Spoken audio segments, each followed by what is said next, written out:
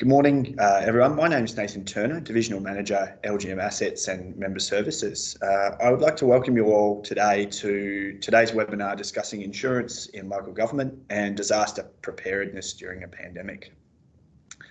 With storm season nearly on us, it's probably important just to recognise the overlay that the pandemic has and the way that'll add to the context in which these issues are considered. Our presenters for today are Mike Lolbach from the LGAQ, Raymond Hui from Zurich, and Ian Barton from LGMS. Just a few housekeeping things. Please note that today's meeting is being recorded, so we'll just ask you to please keep your microphone on mute to keep background noise to a minimum. Samantha Riles and I will be assisting as co-hosts to ensure that everything runs smoothly. If you're having any technology issues, please send a message in the chat box. We encourage you to take an active part in today's webinar by asking questions, and you can do that at any time throughout the session by typing your question into the chat box on the menu bar. Rachel Lindsay from LGAQ and I will facilitate a Q&A session at the end of the presentations on your behalf. If it's easier for you to ask your question verbally than type it, by all means, please unmute yourself during the Q&A session. And on that note, I'll now hand over to our first speaker for today, Mike Lolbach. Thanks, Nathan, and hello, everybody. I really appreciate the opportunity of talking to you today. Now, just so you know, I'm not an insurance expert by any stretch of the imagination, but I've been working in the disaster management space both as a policeman and for the last decade within local governments as their local disaster coordinator. So when I first had the approach to do an introduction to today, what I thought is I'd talk about the process of resilience, which has been an emerging paradigm within the disaster management space, as being the basis of what I see as important for the insurance industry to embrace with the broader community. And because I'm a technical boffin, I'm going to be assisted with the changing of slides from Nathan and the team over that end. So could we go to the next slide, please? What I'm going to do as a starting point, the one thing that I've learned over many, many years is that the best way to prepare is to have a bit of an idea of what's coming. And I think a good start would be, what is the Bureau of Meteorology saying we can expect in the coming months? So we might have a bit of a look. This takes about 4.5–5 minutes. And I just get you to have a look and get some consideration of what the season is looming to be. Thanks, guys.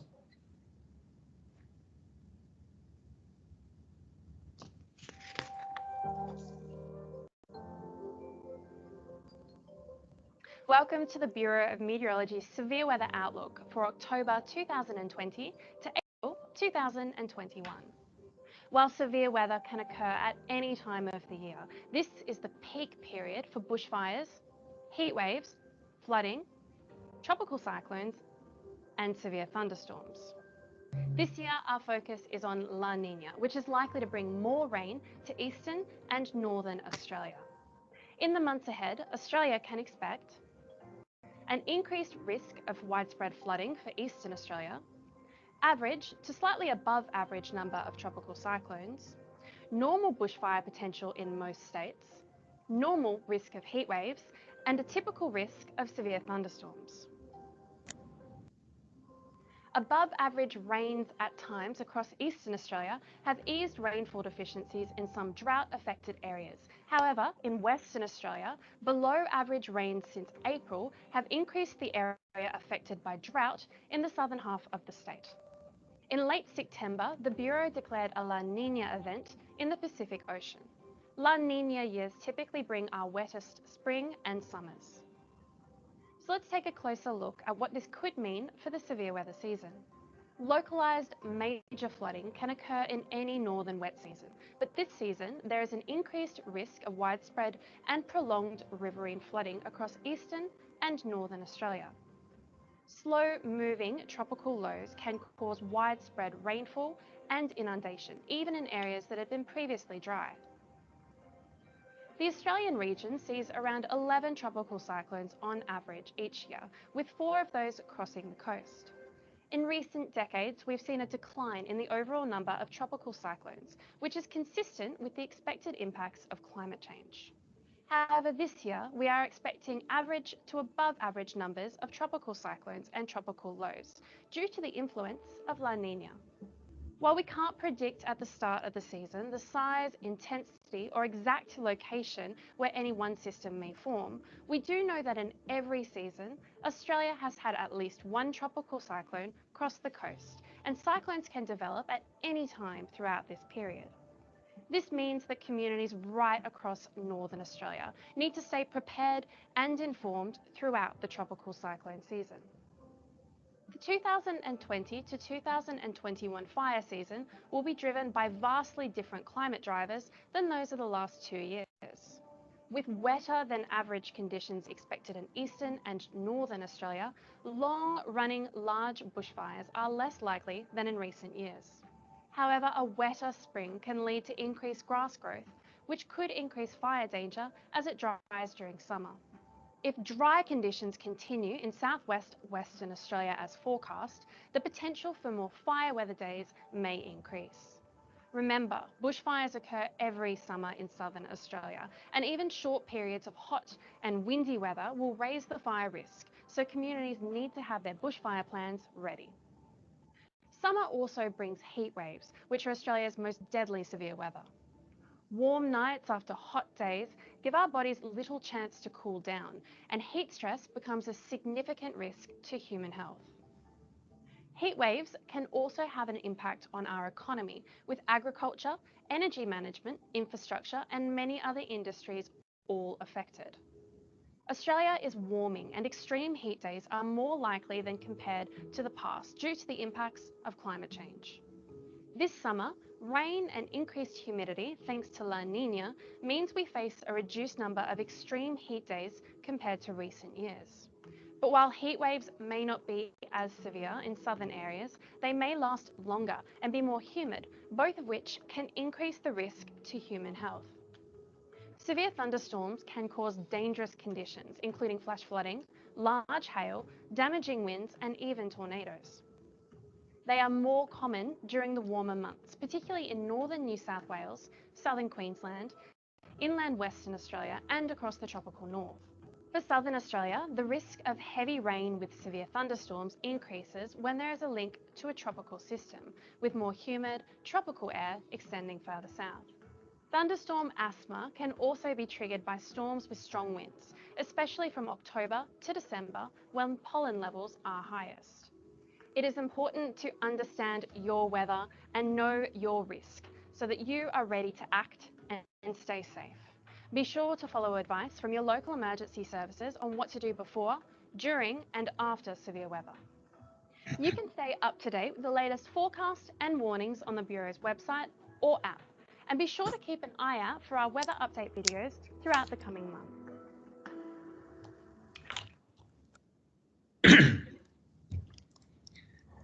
Thanks, everybody. Excuse me, I hope you can still hear me.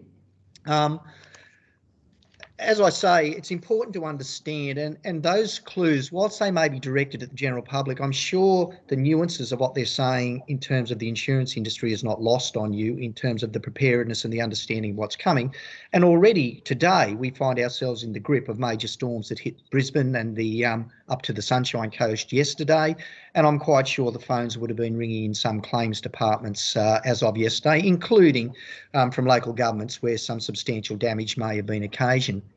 I just wanted to talk about that role of resilience, and resilience linked to disasters basically became a popular cry in 2009 and 2011, firstly following the bushfires in Victoria and secondly the flooding in Queensland. In those days, when resilience first started to be taken across into the disaster space, community developers got a little bit annoyed that this was being hijacked by the DM space in looking at this. But it's become an increasingly important place for the preparedness of disasters. And in 2019, Krowski actually argued that the critical role of an insurer is in the building of resilience amongst communities and organisations. And she gave a number of steps, including the provision of financial protection, assisting in preventing economic hardship after a disaster. And this is not restricted to individuals, because these hardships are felt just as hard by organisations and local governments. The speed in rebuilding and recovery is something that the insurance industry can look at.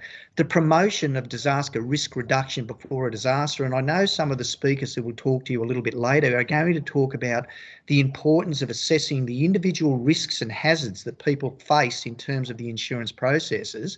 And of course, rebuilding after an event, it has been a traditional viewpoint that you simply return to what it was. We've had instances time and time again where the same roadway or bridge has been repaired a dozen times, being built back the same. It makes sense to build back better, to look at a mitigator in the initial stages. And of course, the insurance industry can assist in taking that forward.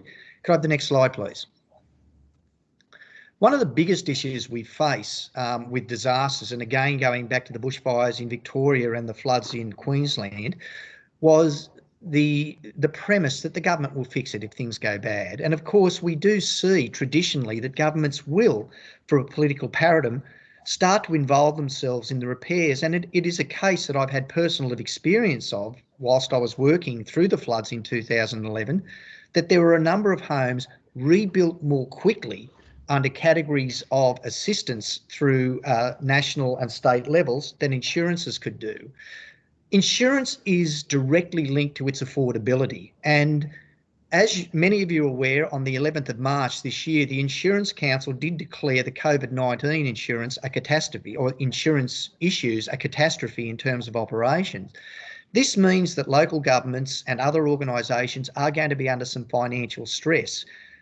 One of the basic levels of a local government is to deliver services. However, no one's going to thank a local government if in the delivery of services it becomes insolvent. And of course, this means that they're going to be shopping around for better deals, better insurances. And this is where it's important for the insurance company to clearly articulate what's out there and be competitive in that field. It's often premised by local governments, in my experience, that insurances are complex, they're hard to understand, and we simply go with the best level of insurance we can. It's not all the insurance company's fault though, because my experience also has demonstrated that local governments have not got a really strong idea of the assets they own or the cost of replacement. And this is where the two sectors working closely together can start to get these things into place. Just bear with us a second, we've got something bizarre happening on the screen. Can we go to the next screen, please? The triple dividend of disaster resilience is something that was put together several years ago and was designed across all industries to try and provide a better outcome. There are three specific areas that are linked directly to insurance. It's designed to reduce or avoid loss and negative longer-term impacts when disaster strikes. The second one, it's designed to stimulate economic activity by reducing actual and perceived disaster risk. What that comes down to, and I'll use myself as a personal example, my own home, I was having some difficulty with overflowing downpipes and some flooding in the backyard and putting new drainage. It was quite comforting yesterday to go home and find that drainage worked. And of course, all of this comes into play with a better understanding of the individual circumstances that people undertake. Local governments have a large amount of plant and equipment and premises that they're responsible for. The important thing for the industry is to work with them in ensuring that the levels of protection are correct and the levels of mitigation are in place. And of course, there are social, environmental and economic benefits in the reduction of risk. There are certain areas after the 2011 floods in Brisbane that were deemed to be almost no-go areas. But because of some defined building and improvements that have occurred as a result of that through direct work with Brisbane City Council, a number of major insurers, etc., to come up with a better way of doing things, they've increased the economic capacity of those areas and the confidence in the communities. Can I have the next slide, please? The insurance industry's core business is to understand, manage and carry risk. And that came out of the United Nations Environmental Programme in 2014. Their suggestions there that understanding the disaster risk continuum is not just restricted to insurers. It's an entire process across a very large number of people. At a state disaster level, we're preparing for what we see as a difficult summer, manifest so by the presence of the COVID situation. And of course, what we see coming into play there is that we've had to rethink the planning procedures we have in place. From an insurance point of view, one of the greatest comforts that local governments and individual householders can have is to actually have sitting within their process some assurance that they are in the best place to recover if need be. Insurers provide a strong foundation in building disaster resilience. They provide a financial risk management instrument in disaster risk financing. They manage and carry risk, and they invest in the mitigation of risk. The United Nations was quite clear when it put these programs together that the insurance industry is an underpinning factor in improving community resilience. And it's on that basis that I'd like to leave you today and move on to the presenters from your industry so you could talk more fully about how you may be able to achieve your outcomes and at the same time provide that level of service and assurance to the community that is going to work to their advantage. Nathan, if that's okay with you, I'd like to hand back to you and move on to the next speaker. No worries. Thanks, Mike, and thank you for setting the context for today's discussion. And I think some of the challenges you touched on for local governments with respect to insurance are precisely the reason that the LGAQ and individual local governments had the foresight to get together and actually establish a mutual insurance solution, LGM Assets, LGM Liability and LGW Workcare, through which they can attempt to exert some control and exercise influence over the very issues that you've touched on. And I think central to that and what underpins it all is really how councils actually address the substantive risk exposures. And on that note, I might pass over to Raymond Hui of Zurich, who will provide us with some insight into how we can prepare and best respond to the risks that we're likely to face this coming storm season. Thanks, Raymond. That's all right. Thanks, Nathan. Hi, everyone. Just to quickly introduce myself, my name's Raymond Hui. I'm a senior risk engineer from Zurich. I'm also the Natural Hazards and Climate Change Resilience Services representative for Asia Pacific. Based in Sydney, so I'm within Australia, and I actually live in Queensland for a couple of years. Thanks for having me today. Today's talk, I'll start counting. I'll just touch on three things.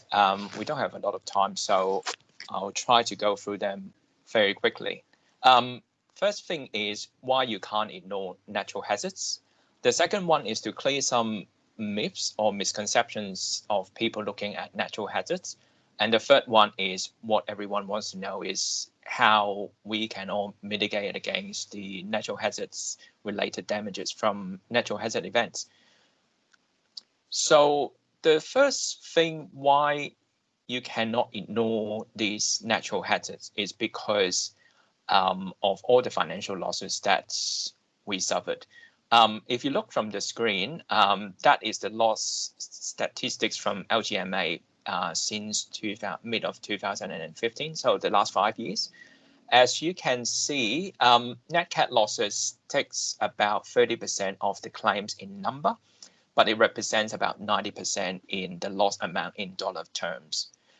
It also means that a lot of these net cat claims are actually very large losses claims. Not only LGMA, I'm going to show you what Zurich suffers.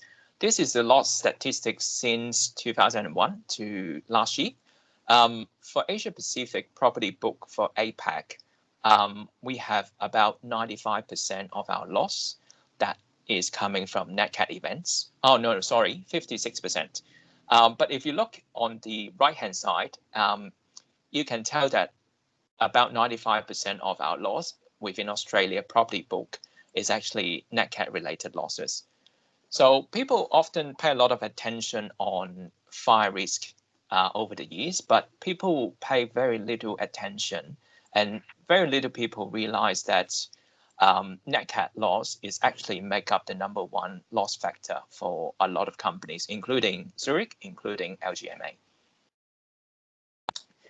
Other than financial loss, there's a lot of other impacts from natural hazard events. It can be loss of reputations and negative community reactions. These are the ones that insurance can't cover you, can't protect you. We can't quantify into dollar terms.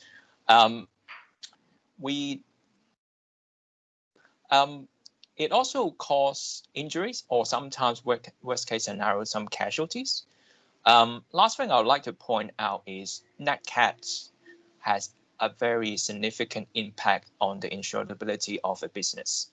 So if a business sits in a high nat cat area and having a bad loss history, they can actually face a lot of challenges and difficulties finding insurance.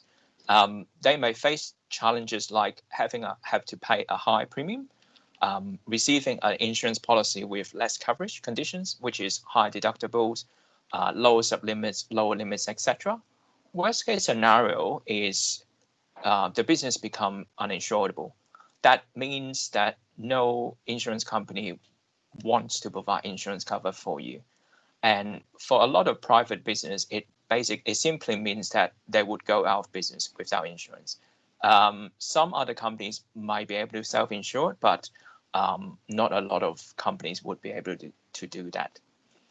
So then we move on to 3 common myths that we have seen from a lot of customers over the years. A lot of customers thought that they are immune from impact from natural hazard events, but later find out that that's actually not the case, sometimes in a very hard way. So I've summarized the 3 most common myths that customers made, which I would like to share the misconceptions with you.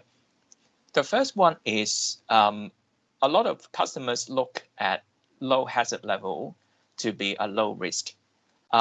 What I would like to point out is hazard only make up one of the 3 dimensions when we assess risk.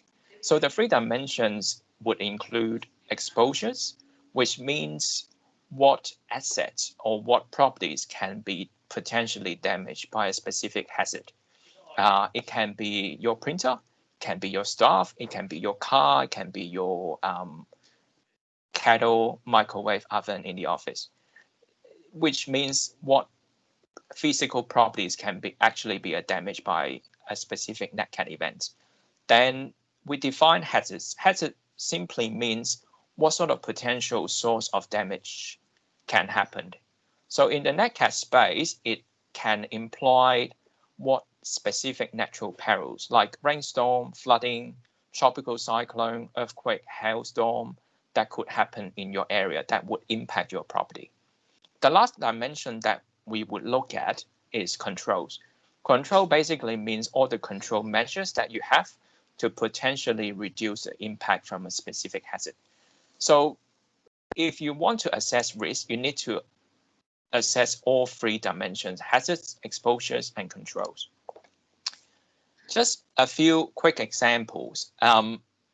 Would you call this a low risk to let tens of thousands of newly manufactured cars all park in a pot, outdoor, no cover, waiting to be delivered to the local dealership when there's a low hazard of hailstorm? Not NO, but low, LOW. So hailstorm is still possible in the area. And having any dents in any of those cars in the insurance terms would actually call it a write-off because it failed to satisfy the intent of a brand new car with no defects. So for me, I wouldn't call this a low risk. I would actually call this a high risk because even though the likelihood of having a hailstorm is low, your exposure is actually very high. And this is actually a real-time example of a customer that we have. We end up having them to install shelters or having undercovers for those brand new cars. The second example is if your location actually have a low hazard risk of flooding. So flooding would happen, but maybe the flood water depth is very minor, maybe 10 mil, 20 mil, etc. But then would you call that a low risk if you have a basement and in your basement you have all the server room, all the equipment room, plant room, and all other expensive equipment all safe and stored in the basement? You probably wouldn't say this is a low risk. I would call this a high risk because any flood water in your site can naturally flow down and flood the whole basement. It can cause extensive damage or even write off to the equipment. You might lose all the data, all the customer information, all your business information. You might not have backed it up and you would not be able to recover. So the last example is, would you call this park or a playground a high risk if there's a very high hazard level of flooding? So assuming that the park in front of you would be flooded for a couple of meters of flood water, would you call this a high risk? I would call this a low risk because your exposure is very low. There's nothing much that you can damage. You got some benches, you got some trees, but once the water goes away, they will just be there and they won't be damaged by the water. So overall, the hazard is very high, but the exposure is actually very low. Moving on to the next one, just to summarize, if you want to evaluate risk, you need to look at all three dimensions: exposures, hazards, controls. Moving on to the next one, a lot of people would tell me that, oh, we're fine. Our property actually sits outside of the flood-prone area in a flood map. That's why they are safe from flooding. There's many reasons why this is not true. And the first reason is flood map, as I mentioned before, flood map only talks about the hazards. So if you have a basement, if you have a low-lying area locally, it could still be flooded. If you have all the important equipment there, you will still suffer a lot of damage. The next reason is that flood map usually represents only one type of flooding. To simplify things, there are three major kinds of flooding: pluvial, which is riverine flooding, fluvial, pluvial, and coastal flooding. There are other forms which we're not going to talk about today. To point out that most of the flood map would usually represent only the riverine flooding, the fluvial flooding. To quickly introduce the three types of flooding and what's the difference. Riverine flooding normally refers to flooding due to a rise in the water river level. That is because of a recharge of water, usually from rainfall or coming from a snow melt. And it normally impacts area on both sides of an existing rivers, especially the downstream area. So this is the one type of flooding that flood map usually looks at. The other two kinds that flood map doesn't usually look at, the first one is pluvial floodings. So pluvial floodings can happen anywhere outside of any existing river or water bodies. Under pluvial floodings, there's two kinds of flooding: surface flooding and flash flooding. Surface flooding refers to the kind of flooding that the existing stormwater drainage can't cope with the actual discharge. So because of that, water slowly accumulates because it can't get discharged in time. Water usually builds up fairly slowly and gently. And if you give it a little bit of time, it will usually go away quite quickly. Flash flooding is different. Flash flooding happens usually in a low-lying area when you're surrounded by high grounds with high elevations. So stormwater runoff from the surrounding would naturally flows into your low-lying area. And this one also includes any controlled water release from dam overflowing or even dam breakage. Because the nature is quite sudden and the water flow normally comes in a very high velocity, it normally carries a lot of debris along with the water.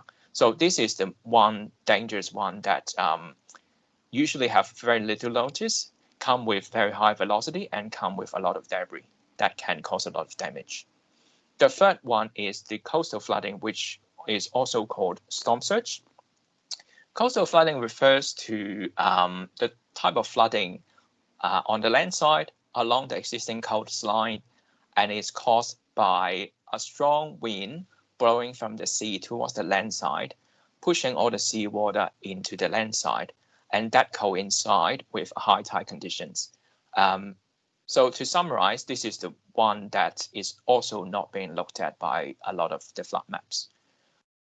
There are other reasons, but I'm running out of time, so I won't go into that.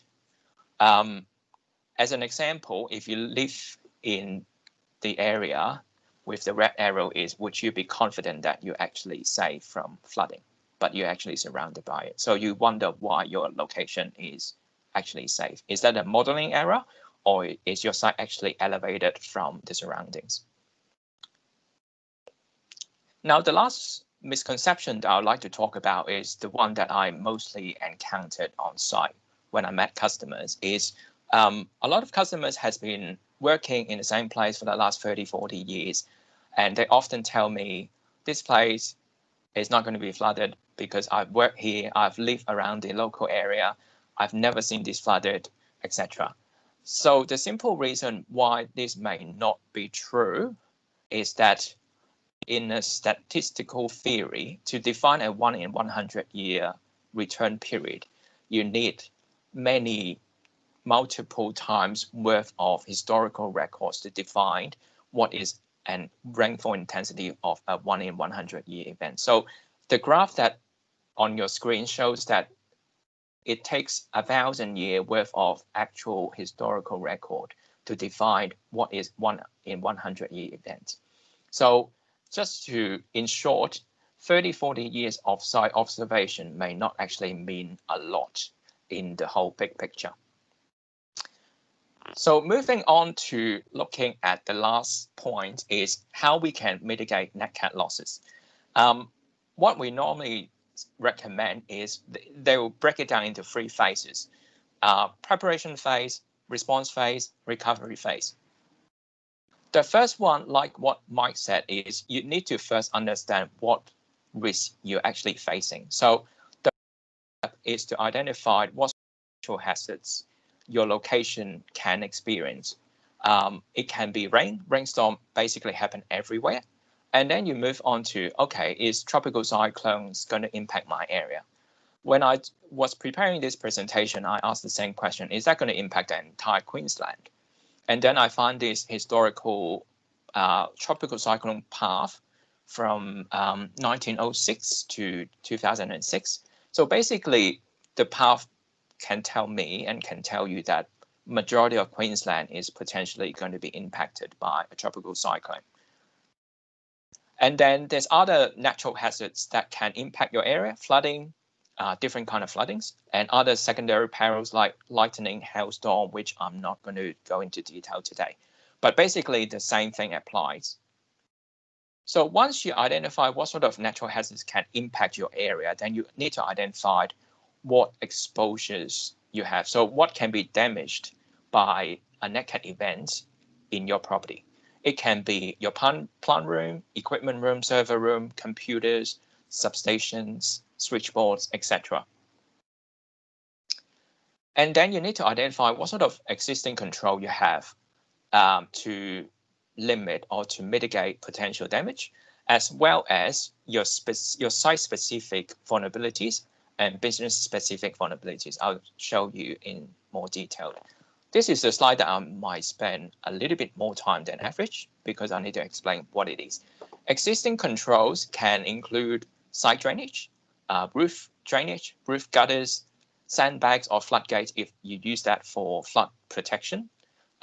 Building structure itself is also considered as a control because it's designed to protect all the belongings and properties inside from damage.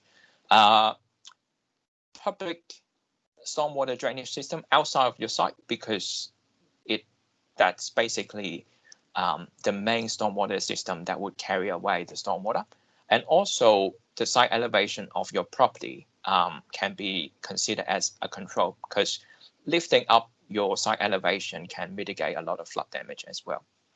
Then you move on to looking at, for all these existing controls, what are their existing conditions? Are they designed to standard?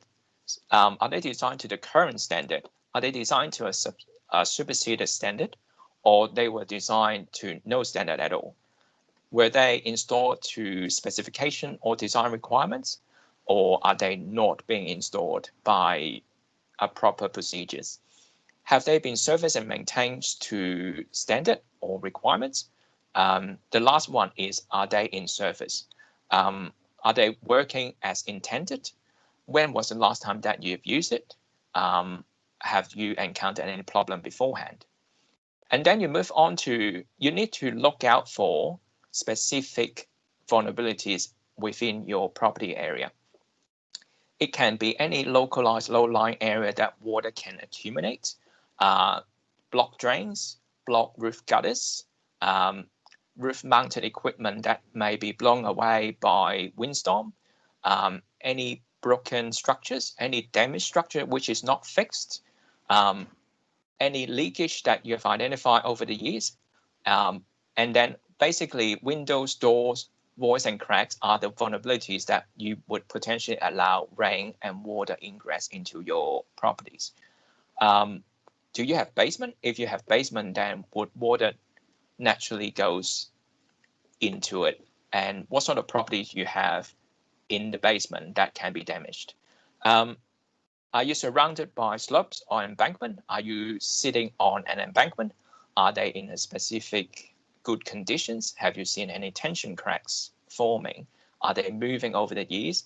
Is the retaining wall cracking, moving? Is your site having any history of floodings? Do you have any underground properties or on-ground properties? And also the last one, accessibilities. Are you surrounded by flood-prone area that in an emergency, you may not be flooded, but you can't get in and out of the site? And then you need to look at your business-specific vulnerabilities or criticalities. Which location is an operation critical location? So you can't, it means that you need the location to work, or otherwise your entire business would be compromised. Any operation critical equipment like the server room, is the server room supplying all the data for the entire Queensland local government? Interdependency with other locations. So your properties might be safe from flooding, let's say, but you relied on power supply from a substation down the road. And if that substation is damaged by flood, you'll lose power and basically you can't work in your area. I understand that in your in your portfolio there's a sorry. In your portfolio there's some community halls. Are you guys going to use that as an evacuation center?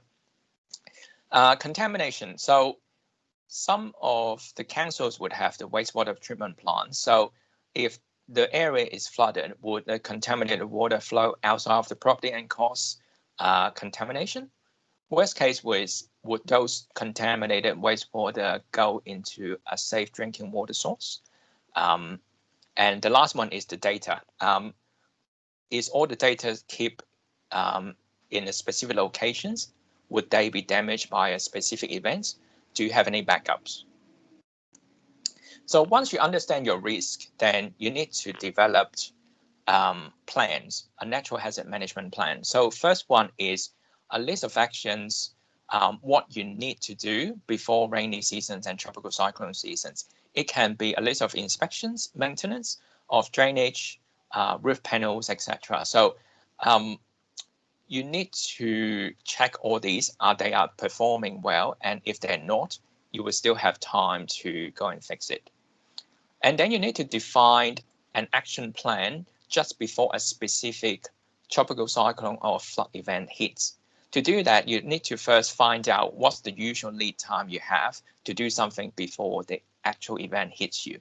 For a flood, it might only be maybe an hour or two, so there's not a lot of things that you can do. But the lead time for tropical cyclone is usually more generous. So usually we would have at least 48 hours before a storm actually hits your location. For tropical cyclone, we would recommend easy actions and tough actions. So easy actions is a sort of actions that it would still make sense if the tropical cyclone didn't end up hitting your location. For tough actions, that would actually means that you would only do it once you're certain that the tropical cyclone is on its way to hit your locations. I'm running out of time. I only got 3 minutes left. So these are some examples of the easy actions and tough actions. So for tough actions, what I would like to point out is that it would involve the shutdown and activate the business continuity plan. That is to ensure that all the delicate equipment are safely shut down, and then you have an alternative working arrangement. The last, not the last one, and then you move on to emergency response plan. You need to define at what point that would be activated, who is going to activate it, set up a team, who is going to be in the team for the emergency response in a safe manner, if possible. Define a list of supply kits that would allow the emergency response team to last for at least 72 hours. A list of possible emergency actions, but it would highly depend on the actual scenario or actual events. A list of emergency contacts. So if you see that one of your windows broken and all the wind's gushing in, then which is the number that you can contact for emergency rescue. And also maintain an event log for potential insurance claim and also for a review process. The last one is a post-event recovery plan. So you need to have a checklist of what you need to check for damage and functionality of your buildings, in what criteria that normal staff is allowed to go into the properties, the repair assessment documentation initiation, and then cleanup and restoration procedures, and then at what point you would allow the business to recover back to normal. And then you need to communicate with emergency government agencies. You need to train the plans with your staff and practices if possible. The phase 2 is only as a matter of following the plan. But one thing to point out is weather monitoring and notification needs to be clearly defined, as well as the line of command. So weather monitoring is who's responsible to monitor the weather, what sort of weather information source you're going to rely on, what sort of weather warning you will notify the people, who is the sort of people that will get the notification, and how are they going to be notified. Also, the line of commands means who is going to say that, okay, this is the time to activate the preparation plan, when would be a good time to activate the emergency response plan, etc. So someone needs to be clearly defined as the person now to do so. So after that, it's as a matter of following the plans and also to cooperate with the emergency government agencies. In phase 3 is about finding a point that is you would activate the recovery plan and follow the plan. The last one that I need to point out is the review. Review means after each event hits or after the end of a tropical cyclone or rainy season, all of you need to sit down and look at the plan to see whether it's effective. If it's not effective, then what can be done to modify it so that it works better next time. In terms of long-term resilience and planning, repair all the existing defects, remediate the site vulnerabilities, so to reduce the number of vulnerabilities that you have on site. In a longer term, upgrade your existing infrastructure to the current design standard, allowing for future changes in weather patterns, and especially for new site selection, that would be the best time, the most cost-effective time to implement allowance for business resilience. Also to look into any new technologies which can help to mitigate loss, such as an example is a technology developed by RMIA is a cement-free concrete for sewage pipes that would hugely limit the amount of buildup of fatbergs, reduce corrosion, so it reduced the chance of blockage and significantly increase the durability of that. For further information, we have a website that has a lot of articles. We have also risk topics, what we call emergency response plan is kind of a step-by-step guide to guide you how you develop your plan. That's basically it. I will stop here. Thanks very much. If you have any question, leave it till the Q&A time. Thank you. Thanks, Raymond. And unfortunately, we were a little bit pressed for time there, but helpfully, Raymond's slides will be made available to all those in attendance today and on the new LGMS website. But I might pass over to Ian Barton now, who'll wrap us up and talk to the role that enterprise risk at an organisational level plays in this space. Thanks, Ian. Yeah, good morning, and thank you very much, Nathan, for that. I'm pleased to be able to join you all this morning. I'm just going to be covering a small part of ERM, more particular around risk management and the importance of reviewing your risk registers in light of the COVID and the pandemic and effects on your disaster preparedness as we enter into this summer season. So with that, I just wanted to cover ERM it's a philosophy on how you make better decisions and how you optimise your opportunity while protecting your existing values. A process of determining, evaluating, documenting, treating risks that may stop the council achieving its key objectives. ERM is a formal process, overarching framework, managing all the risks through systems, policies and procedures, a system that goes across the whole organisation, the full spectrum of strategic and operational risks. The importance of ERM, it's essential for good corporate governance and management practices, essential tool for business planning, sound decisions and continuous improvement, minimise and eliminate adverse impacts on your services, infrastructure and community while maximising potential opportunities, safeguard council employees, assets, finances and property. Naturally, we don't have time here today to run through the whole ERM model. Councils generally have adopted their own frameworks and the principles and the risk management process should be in line with the Australian standard ISO 31000, which is your risk management guidelines. Also, you can obtain guidance through the ERM members guide as well. Managers and officers usually know this process, the steps, the concepts, the techniques and things like that, and are usually well across these matters.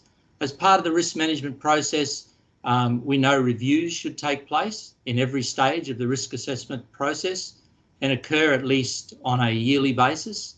However, your individual ERM model will discuss the frequency that you would have adopted by your council if it was different to a yearly approach. Importantly, the way to monitor and review should be accommodated through, but not limited to, a number of practices, and that is things like periodic checks, system reviews, document reviews, consultation, which is important, responding to errors and complaints, claims and event history. So as part of the process, councils develop risk registers.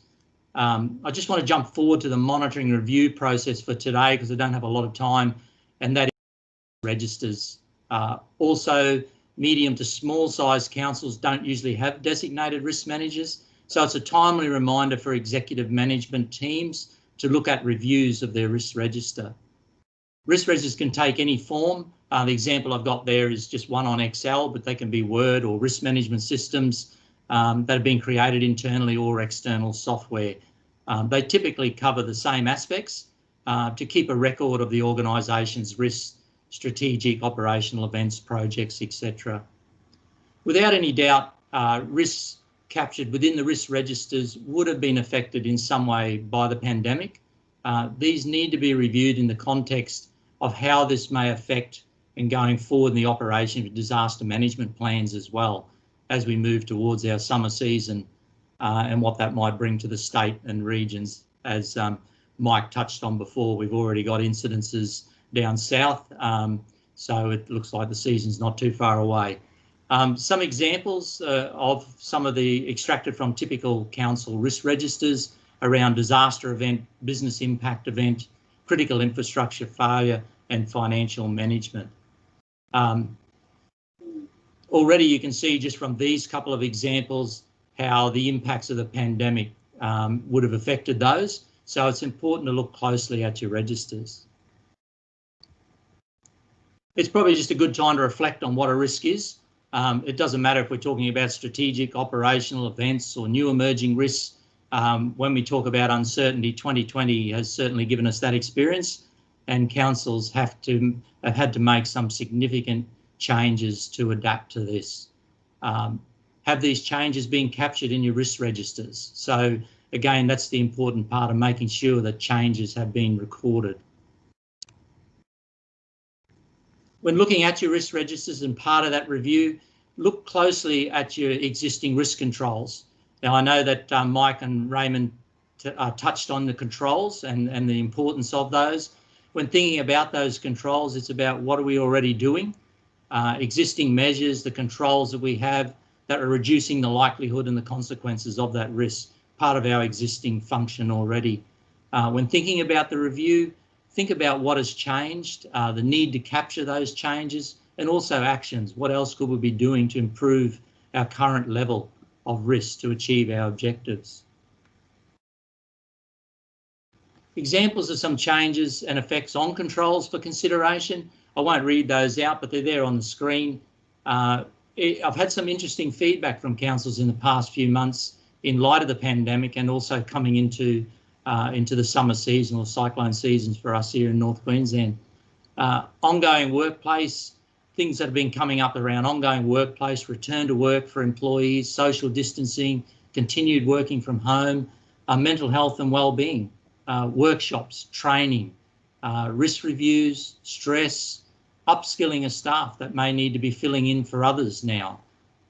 Looking closely at your business continuity plans and also at your disaster management plans. You've got employees and volunteers that previously may have assisted in the local disaster coordination centres. Are they still available? Are they able to perform the duties now? Or are they now unavailable due to personal circumstances that might be related to the effects of COVID-19? We have to be sure that our lists and contacts and everything are all in place to ensure that they are ready for the coming season. Challenges for council also is around operation of their evacuation centres within the current arrangements. You need to liaise with your state and federal governments to establish compliance, the legalities for council, training and what other risk exposures might be there. Business continuity plans. BCPs play an important role as an effective control, and these really need to be reviewed for any change that may have occurred. Everyone would be quite familiar with BCPs, and it doesn't matter what you call them, whether they're a procedure or recovery plan, it's having something ready in place. It's a practical plan, how your business can prepare and continue to operate after an incident or a crisis. You can't predict every kind of incident that could threaten your business. However, you can develop a plan that covers a range of incidents like the ones we've been talking about, natural disasters, staffing issues, as mentioned. Include a schedule for testing and updating and making sure you take into account any changes that have occurred within your business. Naturally, the size and complexity of your BCP will depend typically on the size of your council. But some of the things that you would normally have in a typical BCP is around the introductions, the distribution lists, as Raymond touched on, the objectives, risk management plan with business impact analysis, incident response plans, activations, response teams, communication, contact lists, etc., and a recovery plan. And one important one is about test and evaluate and update. It's great to have a BCP in place. However, if they're not tested or the staff are not put in a situation where they can stimulate a live event to make decisions to see whether or not, in the case of a real incident, that they know what to do.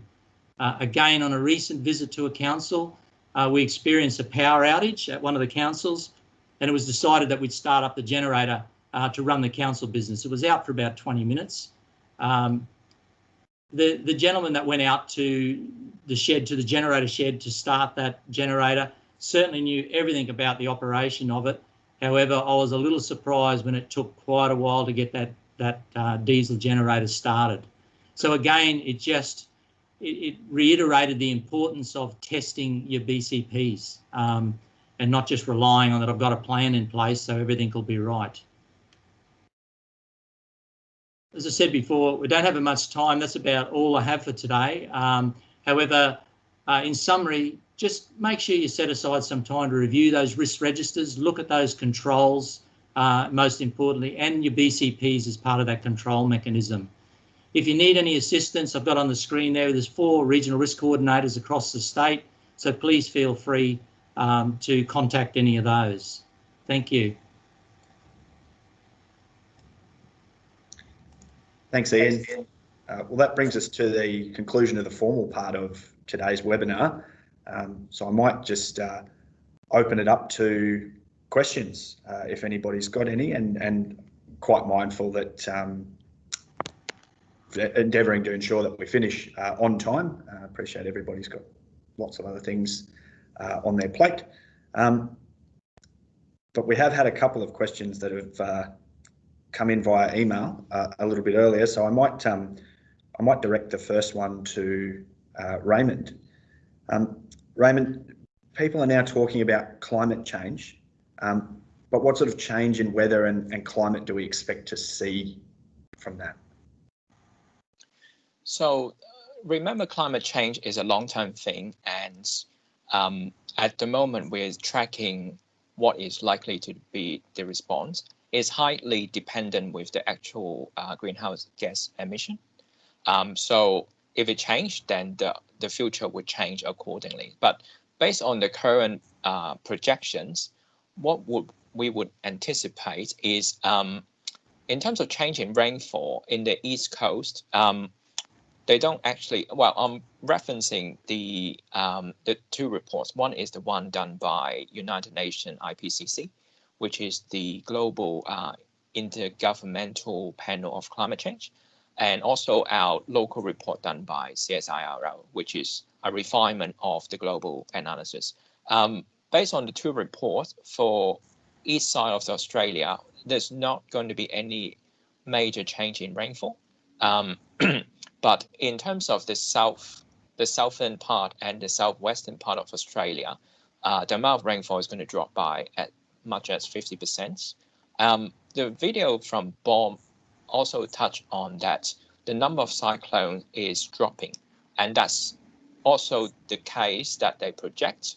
But one point to point out is they also predict that the tropical cyclones that would impact Australia will become more severe, more intense, and also it would actually move further south. So for areas which wasn't usually being hit by tropical cyclones before, it may become more likely. Also a sea level change, so it will rise regardless, even though you cut down dramatically of the emissions. But in a way it's too late. But the amount of change will also depend on the actual emission. Only to point out that because the sea level will rise, there's more likely to have coastal flooding. So for coastal area, it would likely to be more impacted. So yeah, I'll stop at that. Thanks, Raymond. It looks like one's come through in the chat for Ian now. Ian, are BCPs and recovery plans and the testing of recovery plans not part of legislation in Queensland already? Are you able to answer that one for us? I'm not sure about the whether it's in legislation. Certainly BCPs are something that majority of councils have in place now. I think the majority of councils do test their BCPs. From the ones, certainly the ones in the northern area, where I know that there are a number of councils that actually do a lot of testing around that, close down their council offices and things like that. Legislation, I'm not too sure on the legislation, if you can help me out there, Nathan. Yeah, I'm not 100% sure myself either, Ian, but perhaps that's one we can take on notice and look into and respond to subsequently. I think we're at the end of today's session. As I said earlier, today's session was recorded, so it will be made available on the new LGMS website, which is lgms.net.au, and that'll be there along with copies of each of the presenters' slides. As Ian touched on, there are 4 regional risk coordinators, so if there are any further questions after today's session, please feel free to reach out to any of them, and we'll be happy to, or to your LGM Assets account manager, and we'd be happy to facilitate the answering of those. There's a short survey that's been included in the chat as well, and we'd be really grateful if you could just take a few minutes for us so that we can glean some feedback about how we can continue to deliver events that are meaningful, relevant and valuable to your councils. So thank you all for your attendance today. Thank you, everyone. Thank you.